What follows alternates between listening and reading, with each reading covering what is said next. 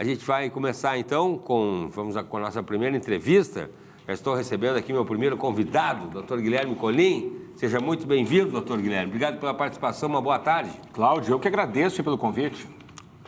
Dr. Guilherme, vamos falar hoje sobre o cadastro como microempreendedor individual, MEI, né? Mesmo para quem acha que não pode, tem gente que acha que não consegue fazer, né? Vamos falar sobre eficiência financeira e também tributária, né? Isso por quê, doutor Guilherme? A fiscalização do PIX voltou para os padrões atuais. A gente já tinha comentado antes aqui, né? Sobre as mudanças aí do PIX, após a polêmica portaria da Receita Federal que foi revogada pelo governo. Porém, a população segue alarmada aí em busca de informações sobre a engenharia tributária, né? Se a gente pode falar assim, redução de custos também, que é importante, né? E a legalização das atividades informais. Então, eu começo lhe perguntando, doutor Guilherme, quais as vantagens de se enquadrar como microempreendedor individual, o MEI, né? Em especial após a polêmica recente envolvendo as regras de fiscalização através das movimentações bancárias. Que vantagens, doutor Guilherme? Vantagens são muitas para quem pode, muitas pessoas podem e não sabem. Muitas pessoas podem se enquadrar como MEI e não sabem. O que acontece? Primeira noção que eu considero muito importante. É diferente estar dentro da lei e estar fora da lei e não ser pego. Existe uma diferença. Estou dentro da lei e esse aqui estou fora da lei e não fui pego. Tem uma diferença. O custo para algumas pessoas de estar dentro da lei é baixíssimo e muitas pessoas estão fora da lei tributária e previdenciária, se submetendo a um risco que pode ser alto, pode ser baixo, dependendo de algum caso, mas existe um risco de serem pegas, economizando uma merreca. Olha só, uma pessoa que trabalha e tem uma renda de R$ 30.600 por ano, ela é isenta do imposto de renda. Quem passou desta renda anual já está fora do limite de isenção. Estou falando de quem não é MEI, pessoa física. Qualquer pessoa que trabalhe, não se enquadrou como MEI, não tem empresa, não tem nada, ganhou mais de R$ 30.600 por ano, é contribuinte obrigatório da Receita Federal. R$ 30.600 por ano é R$ 2.500, arredondando, R$ 2.500 uns quebrados por mês. Tem muitas pessoas que ganham mais do que R$ 2.500 por mês na média, não pagam imposto de renda e não são MEI, ou seja, estão fora da lei, estão sonegando impostos, palavra pesada, mas tecnicamente é isso. Aí, se esta pessoa se enquadrar como MEI, microempreendedor individual, e tiver uma renda que não ultrapasse R$ 81 mil por ano, ela terá um custo de 5% do salário mínimo ao mês e não estará fora da lei tributária. E ainda de quebra ganha uma contribuição previdenciária com desconto, ganha um desconto na sua contribuição previdenciária.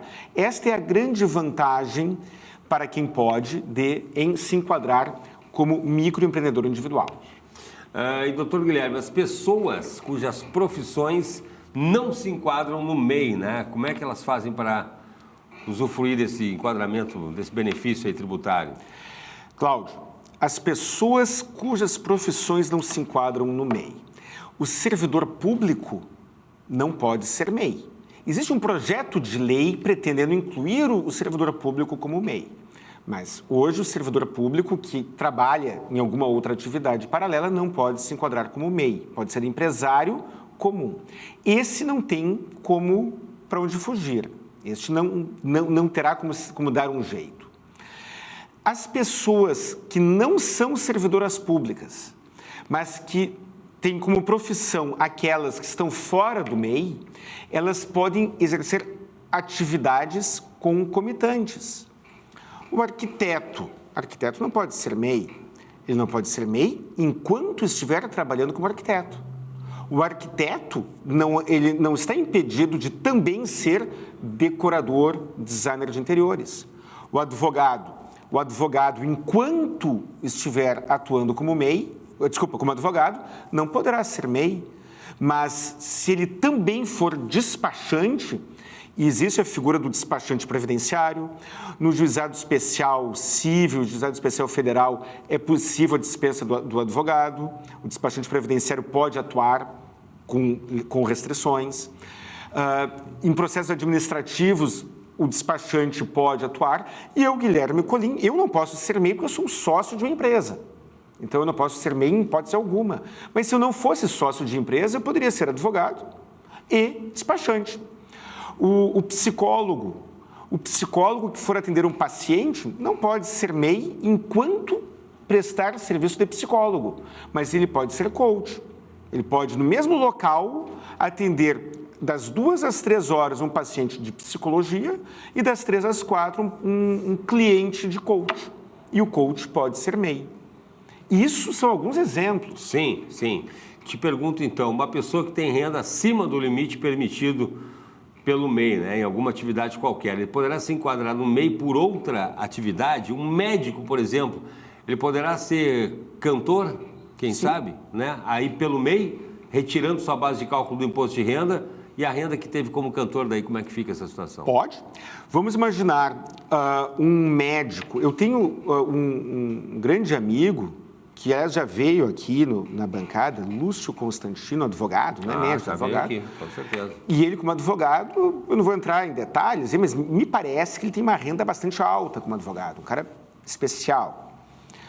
E ele também é músico. Eu não sei se ele rentabiliza como músico ou não, mas vamos imaginar, o cara é médico, é advogado, é dentista, é o que for, e tem uma renda altíssima. Se este profissional, médico, advogado, na profissão tiver uma renda alta e não tiver uma pessoa jurídica, ele pagará o seu imposto de renda como pessoa física, fará um carnê-leão. Mas ele também é MEI, como músico, que é o caso do Lúcio, que é músico. Sim, sim. Aí, se ele tiver uma renda como músico de até R$81 mil, que é o limite atual, em janeiro de 2025, R$81 mil por ano, ele poderá tributar como MEI a sua atividade compatível com o MEI e tributar como, seja o que for, médico, advogado, dentista, psicólogo, a sua atividade incompatível com o MEI. Vamos ser repetitivos aqui, doutor Guilherme, que a gente gosta porque é uma coisa didática, né? Vamos lá. Repetindo, aí pode repetir as respostas. Vamos lá. Falando do caso do psicólogo, né? Ele não pode se enquadrar no MEI. Como, então, ele pode fazer? Psicólogo que não... O psicólogo, exercendo a atividade de psicólogo, não pode se enquadrar como MEI. Mas ele pode ser coach. Qual é a diferença? O coach, provavelmente, o plano de saúde não reembolsará aquele paciente como coach. Provavelmente, o coach não consegue se enquadrar em algum plano de saúde. O paciente do psicólogo pega o seu recibo de psicólogo, do serviço psicológico, e pode deduzir na sua base de cálculo do imposto de renda, pessoa física. Mas o paciente do coach, não. Aquela pessoa que procurar aquele profissional que atende que faz as duas coisas, coach e psicólogo, aquela pessoa que bater na porta, e vir na porta, fulano de tal, psicólogo e coach, e ele disser, olha, eu quero serviço de coach, eu não vou ser atendido nem pelo plano, nem serei reembolsado, nem abateria na base de cálculo do imposto de renda. O profissional poderá dizer, beleza, então eu te atenderei e prestarei serviço de coach. Coach pode ser MEI. E o MEI, a nota fiscal do MEI é opcional. A nota fiscal do MEI é opcional.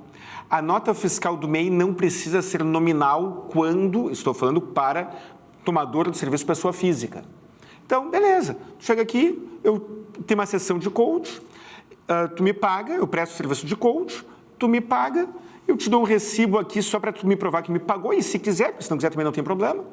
O dinheiro entra na minha conta, posso receber via Pix, posso receber via TED, está tudo tranquilo.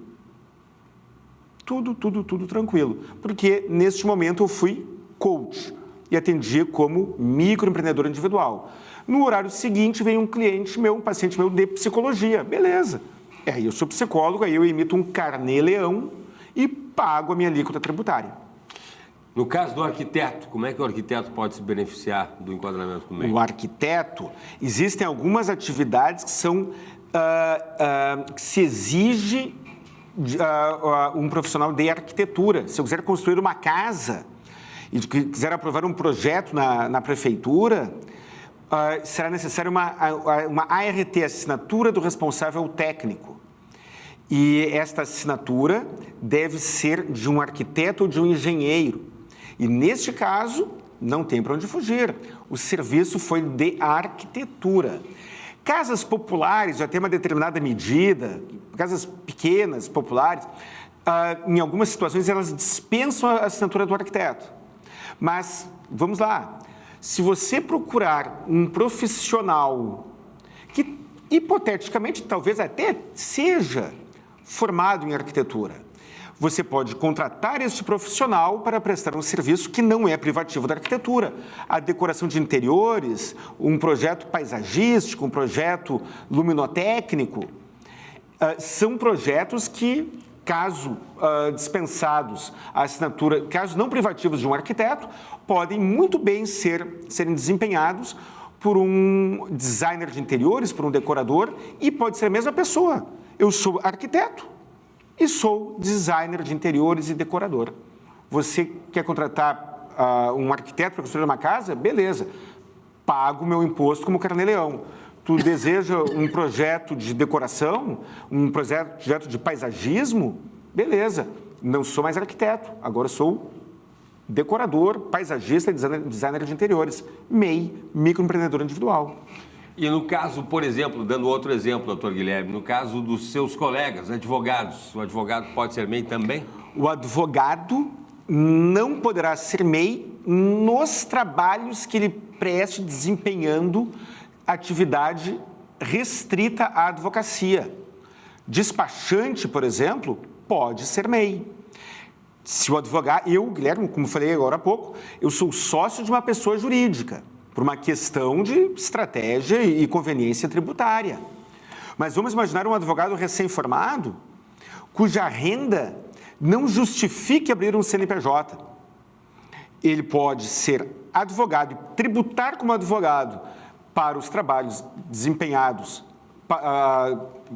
restritos à advocacia e não está impedido de prestar outros trabalhos, como despachante, por exemplo. O advogado pode ser advogado e músico, advogado e motorista, advogado jardineiro, advogado e qualquer outra coisa. E pode ser advogado e despachante. Para encaminhar pedido junto ao INSS, por exemplo, não precisa ser advogado. Um despachante pode prestar esse serviço. Reforçando, doutor Guilherme, então, para o pessoal que está em casa nos acompanhar e entender, a mesma pessoa pode ser MEI em alguma atividade que compatível com tal enquadramento e, concomitantemente, ser profissional de alguma outra atividade incompatível com o MEI. Isso. Ele vai pagar 5% do salário mínimo do que fizer na condição de MEI e vai pagar o carnê-leão na condição da outra atividade? Exatamente. Tu chega num profissional que é formado em direito, tá, mas deseja contratar um serviço que não é restrito despachante à advocacia, para aposentadoria, que é compatível com o serviço de despachante. Se esse profissional for enquadrado como MEI, ele poderá juntar uma procuração como advogado, se quiser, e tributar como advogado, 27,5% na alíquota já máxima, ou ele pode pegar uma procuração como despachante e encaminhar aquele processo administrativo como despachante. E estará em dia com a sua obrigação tributária no que diz respeito àquele valor, desde que a sua renda anual não ultrapasse R$81 mil, valores de hoje, mediante um custo fixo de 5% do salário mínimo. Tanto faz se ele recebeu ao longo do ano como MEI. Tanto faz se ele recebeu ao longo do ano 20 mil, 30 mil, 40 mil, 50 mil, 60 mil ou R$81 mil. E as entidades de classe, doutor Guilherme, o que elas acham disso, como a OAB, Conselho de Odontologia, Conselho de Psicologia, etc.? O que as entidades de classe acham? As entidades de classe não acham nada, elas não têm que achar nada. não diz respeito à entidade de classe. Eu, Guilherme Colim, no caso concreto, eu, Guilherme Colim, sou advogado e não sou despachante. Se eu for encaminhar um pedido administrativo junto ao INSS, eu encaminho como advogado mesmo. Porque eu não posso ser MEI porque eu sou sócio de uma empresa. Mas eu também alugo por temporada em Gramado e em Torres agora, lá. Sou locador por temporada. Outra coisa. Eu também tenho um canal monetizado no YouTube. Eu também sou comunicador. São atividades que não são incompatíveis com a advocacia. A OAB não tem... Se eu agora, amanhã ou depois eu quiser trabalhar como jardineiro, eu posso.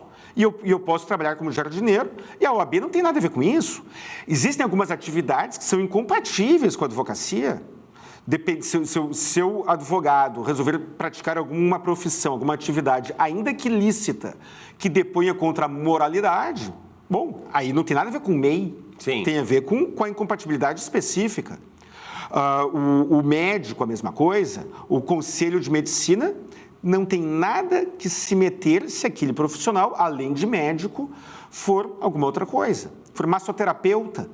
Eu posso ser médico e massoterapeuta. O massoterapeuta pode ser MEI. Sim. E quando a pessoa exerce, doutor Guilherme, múltiplas atividades, qual o critério para fins de enquadramento que o senhor recomenda? Olha só, vamos agora falar de MEI e de direito previdenciário e de benefício por incapacidade. Você pode se enquadrar como MEI, microempreendedor individual, e ter uma atividade principal.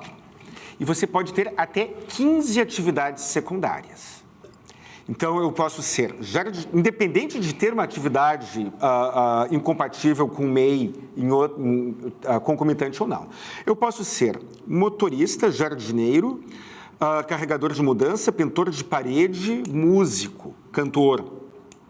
Eu posso, o que mais? Costureiro, artesão e também posso fazer doces para vender. São 15 atividades secundárias. Se eu colocar no meu MEI estas 15 atividades, eu aumentarei o espectro, desde que eu efetivamente comprove a atividade. Eu aumentarei a proteção previdenciária. Vamos lá. Se eu for microempreendedor individual apenas como motorista, mas eu também canto de noite, num barzinho de noite. E aí, então, eu canto de noite num bar e durante o dia eu sou motorista, eu sou jardineiro. E aí eu torci o pé. Beleza. Se eu sou microempreendedor individual, jardineiro ou motorista e torci o pé, eu obtenho o benefício de auxílio-doença. Mas se eu ficar rouco e não tiver como, e não pagar, não for inscrito no INSS como cantor, e ficar rouco, eu não poderei cantar, não terei a renda de cantor e não terei o auxílio-doença por conta da proteção previdenciária que eu não terei, porque o INSS não me vê como cantor, ainda que eu cante e seja pago como cantor. Agora, vamos imaginar que eu me cadastro como microempreendedor individual, cantor. E aí, eu fiquei rouco, beleza, mas se eu torcer o pé? Não, o cara com o pé torcido pode cantar. Mas se eu for cantor, motorista, jardineiro, comunicador e digitador e tudo mais, e eu ficar incapaz para uma destas atividades, eu obterei um benefício de auxílio-doença, ainda que eu esteja apto para as demais. Olha só. Pois é. Tu é comunicador, trabalha aqui na... Eu não sei qual é a tua situação, mas vamos imaginar. Tu é comunicador, microempreendedor individual, comunicador. Mas tu também é professor de dança e também é jardineiro. Tá. Perdeu a voz, tu segue cortando grama. Tá. Segue cortando grama, mas recebe o teu auxílio-doença porque deixou de ser comunicador. Aí, tá lá recebendo o teu auxílio-doença, porque tá sem voz como comunicador, e tá cortando grama. Tá. Aí, no mês seguinte, Cláudio, tu já tá com a tua voz de novo, volta a trabalhar aqui. Tá. Mas aí tu quebrou o braço, tu torceu, teve um problema no punho. No punho. Tu Então, segue trabalhando aqui como comunicador, não posso mais ser jardineiro. mas não pode trabalhar como jardineiro. E tu tá cadastrado no MEI como jardineiro e comunicador. Tu vai lá no INSS, bate lá na porta do INSS e diz ao seu INSS, olha só, eu sou comunicador, mas eu também sou jardineiro e estou com o punho quebrado aqui, o punho torcido, alguma coisa assim. Beleza, tu vai receber o teu auxílio-doença como jardineiro incapaz para o trabalho e vai seguir trabalhando e recebendo teu salário, a tua remuneração como comunicador, tudo dentro da lei. Para que isso aconteça, é importante que você comprove as atividades, não basta só se inscrever, é bom ter a comprovação daquela atividade, comprove alguma remuneração obtida daquela atividade, não basta ser jardineiro amador. Ah, sim. Tem que ser jardineiro e alguém tem que te pagar de vez em quando. Pra isso. E estar inscrito no INSS como aquela atividade. Eu posso ser microempreendedor individual como músico e ser inscrito no INSS como alguma outra atividade como contribuinte individual concomitante. Se eu for assalariado, eu posso ser professor de educação física. A atividade do professor de educação física não pode ser MEI. Mas algumas atividades relacionadas à educação física podem.